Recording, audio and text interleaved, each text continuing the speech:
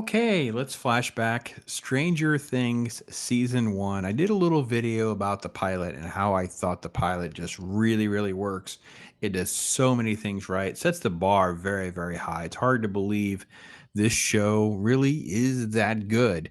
But how does season one kind of shape up? What are some of my thoughts?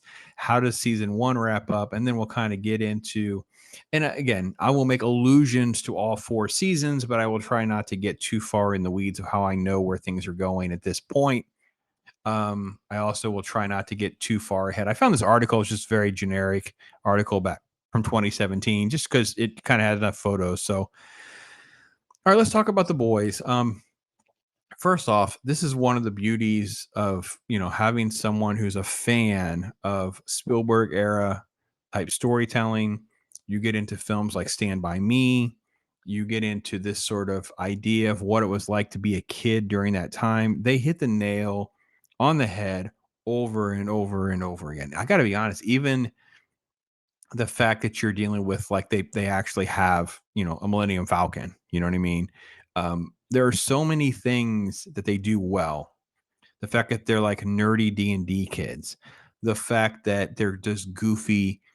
Mike has no ability to talk to 11, like, right? And there's even this scene because she's so oblivious, she starts to undress and they fling. Oh my God, no, no, no. Girls have cooties. Like, it's like this perfect age of articulating I like girls, but I don't like girls too much. Just like I get carried away. There's something weird about them. So really, really thought this was great. They hit, I mean, they hit a home run right with all of the casting.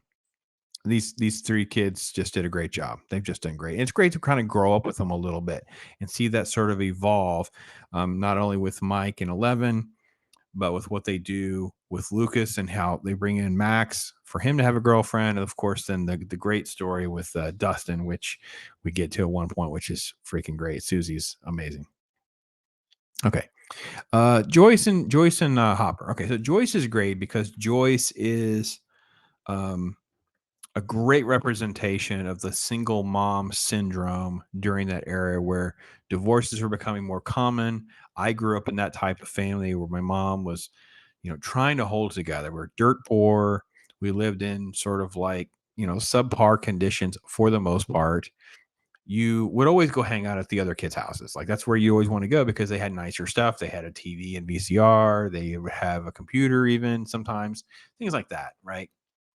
She's also just like the mama bear. Like she never loses faith. Like the Christmas light elements in this photo is really a great representation of just she comes across as being so crazy at times. But obviously, we the audience know she's not crazy. But you can at least see that story arc really play out over the course of the season, and I really think that the pacing is pretty good.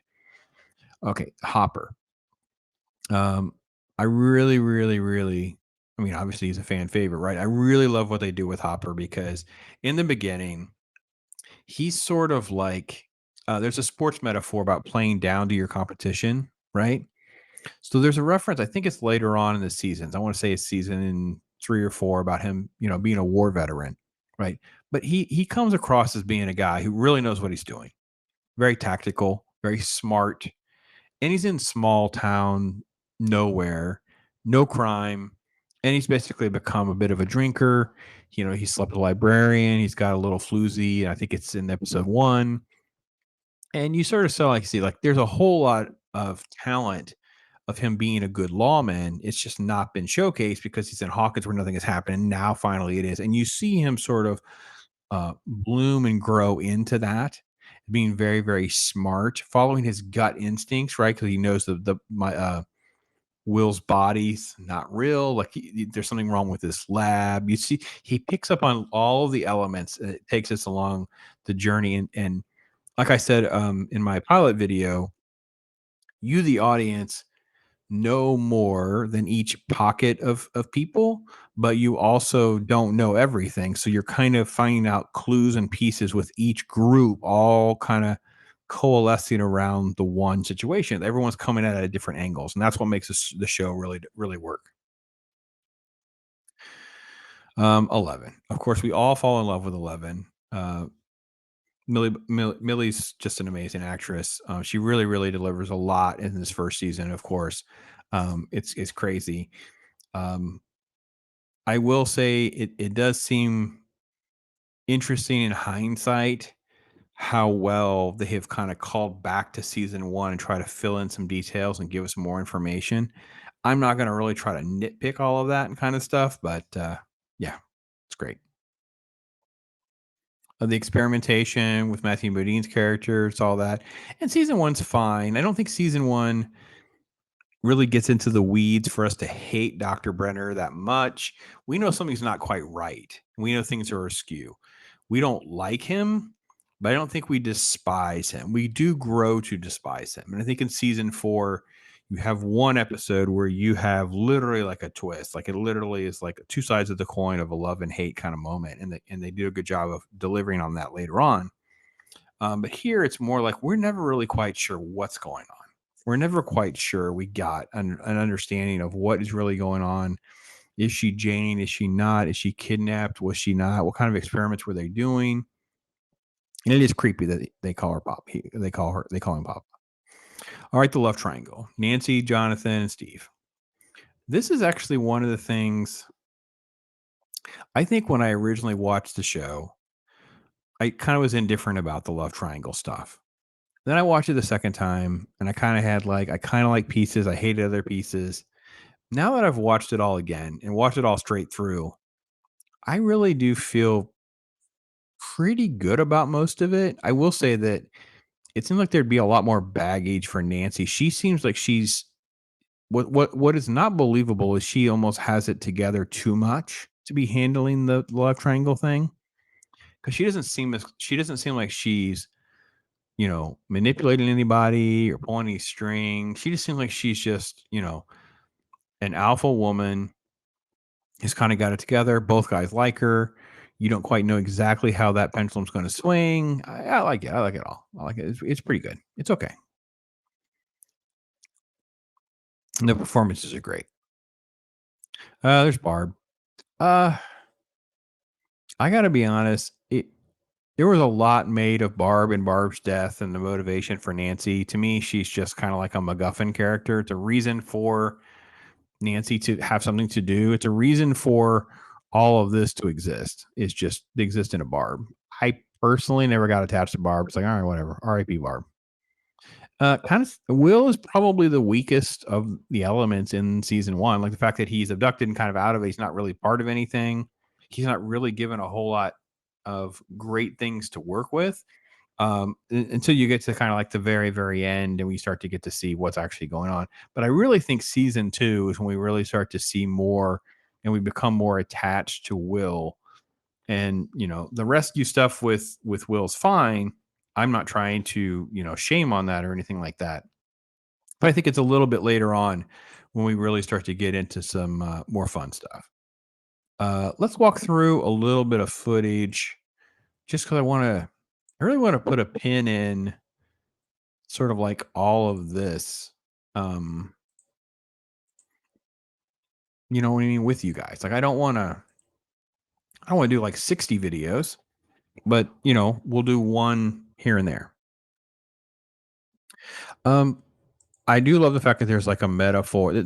I got to be honest, early on, again, first watch through, maybe even into the second watch through, I felt like there's a reason for all of the D&D elements to be coming to life. Like I felt like the Demogorgon and the Evil Wizard and some of the different things that were happening. There's going to be a reason it was going to tie directly to the game. And it was almost like, the joke was, oh, it's a satanic cult group that play D&D. And D. And it's like, well, what if they really was a satanic cult group or something? What if it actually happened? Obviously not the case. And I'll say this too. I think that the production value and the believability of this show is really, really good. Look at the quality, the shots on location, stuff that they do. They just did a really great job with all of this. I think I really did enjoy it. Filming in the rain. Here's the introduction of 11. Um, just different things that they did. I think just really, really, really was, and just the world building. They do a lot, but then they also take their time. And I will admit that I like the fact that they don't exactly explain everything. it never gets, like I'm not quite sure they can explain the mystery box. Like we just don't explain certain things. I don't know how much was planned versus how much they've gone back and retconned it into place. So now everything in the puzzle kind of makes sense because we come out of season four. I think everyone feels really, really good about the show. Like there's season one, there's a fall off for season two, big fall off on season three, and then season four goes right back to season one, probably just a little bit below it, but you feel like now it elevates 2 and 3 more than it was before because the puzzle becomes more complete and definitely more rich and interesting than it was like the first time through. Yeah, the death of Barb, some of those kind of elements. Yeah, the weird, creepy thing. I don't know. There was just something. I don't know. They needed to contrive a reason to have photographs and for Steve to be douchey and things like that, which are fine.